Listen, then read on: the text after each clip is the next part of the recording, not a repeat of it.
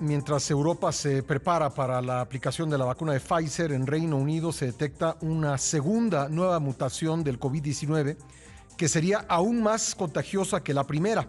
En otros países también se han reportado casos de mutación de la cepa del coronavirus SARS-CoV-2. Vamos a platicar al respecto con la doctora Lorian Jiménez Faibi, doctora en Ciencias Médicas por Harvard, profesora e investigadora de microbiología de la UNAM. Doctora, bienvenida nuevamente al programa, un gusto. ¿Qué tal, Pascal? Muy buenos días. Muchas gracias por la invitación. Bueno, pues ya nos había espantado un poco o bastante Matt Hancock, hablándonos el ministro de Salud del Reino Unido, hablándonos de la mutación que recorre el sur de Inglaterra y ha acelerado aparentemente el ritmo de los contagios. Y ahora nos habla de una segunda mutación procedente de Sudáfrica que podría ser aún más peligrosa. ¿Qué tan preocupados debemos estar, doctora? Bueno, necesitamos estar muy alertas, sin duda, muy alertas a este problema. Esto sí puede tornarse en un problema muy, muy grave.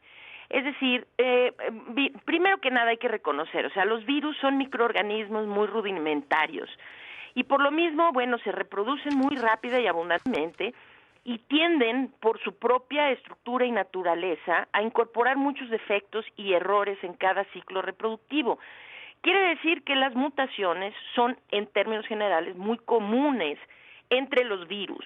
Así que lo primero que hay que entender es que esto no es raro que esté ocurriendo. O sea, se espera, mientras al virus se le dé huéspedes en donde reproducirse, entre más huéspedes tenga a quien infectar, el virus seguirá incorporando a ritmos muy acelerados las mutaciones. De ahí que los países que no hemos controlado la pandemia representamos una irresponsabilidad hasta en este sentido, porque somos la fuente de mutaciones del virus, ¿no? Entonces, bueno, primero hay que decir qué tanto ha variado el virus. En una conferencia de prensa reciente el doctor Alomía decía, bueno, no hay que asustarse porque hay más de 100 mutaciones que se han reportado del virus. Pues el doctor Alomía quizá no ha leído precisamente cómo es que las mutaciones han ido dándose del virus SARS-CoV-2. A la fecha no hay 100, hay 3.568 mutaciones reportadas del virus SARS-CoV-2, 3.568 para ser muy precisa, al día de ayer. Entonces, de estas, pues casi ninguna tiene es significativa, vamos a decir, no hace al virus distinto en otro sentido más allá de que existe alguna variación en alguna de sus nucleótidos, es decir, de su secuencia genómica, es decir, hay alguna pequeña variación que no hace al virus distinto en ninguna forma. Ahora sí, se reportan estas mutaciones. Esta que está ahorita predominando en el Reino Unido es la B117. Esta variante aparentemente no es más virulenta, es decir, que no causa una enfermedad más severa, más grave, pero sí está demostrado ya que es 50% más transmisible. Quiere decir que tiene un potencial de infectividad más alto, se transmite con mayor facilidad, el 50% mayor facilidad. Y el que sea más transmisible, pues pone a más personas en riesgo, digamos. Es correcto. Y esto impacta sobre muchos aspectos, porque hay que recordar, ahorita en el proceso de vacunación se tiene un cálculo que es inmunidad de rebaño, que ahora sí se puede usar adecuadamente cuando se habla de vacunación y no de intencionalmente dejar infectar a la población, desde luego, ¿no? Entonces, en cuanto a vacunación, ahora se hace un cálculo. El cálculo de cuál es el porcentaje crítico de la población que tiene que ser vacunada para que toda la población tenga protección, está basado en precisamente la transmisibilidad del virus. Entre más aumenta la transmisibilidad de un virus, se requiere un porcentaje mayor de personas. A ver, si entendí, antes decían que 70% tenía que vacunarse, ahora con estas mutaciones que podrían ser más transmisibles, ese porcentaje quizá aumente.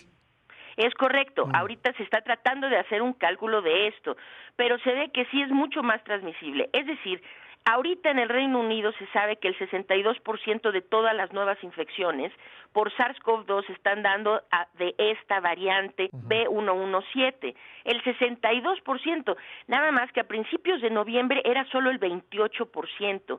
Quiere decir que sí se está expandiendo y tomando precedencia sobre las otras cepas que estaban presentes en Reino Unido. Ahora, esta nueva mutación de la que habló Matt Hancock el día de ayer, la que procede de Sudáfrica, ¿qué sabemos de ella?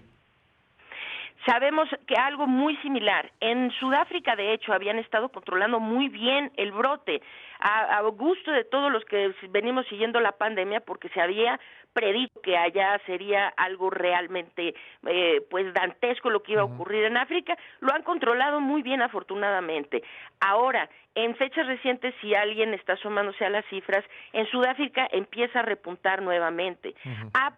Lo que parece ser es que esta nueva cepa que detectan en Sudáfrica es responsable de este repunte. La razón, lo mismo que está pasando en Reino Unido, es una mutación que es más transmisible.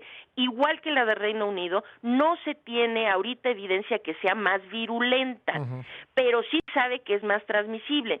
Y lo que es muy importante aquí señalar, Pascal, es lo siguiente, que de hecho está siendo detectada en Reino Unido, pero no es decir, no hay que confiarse que es que solamente esté en Reino Unido y en Sudáfrica.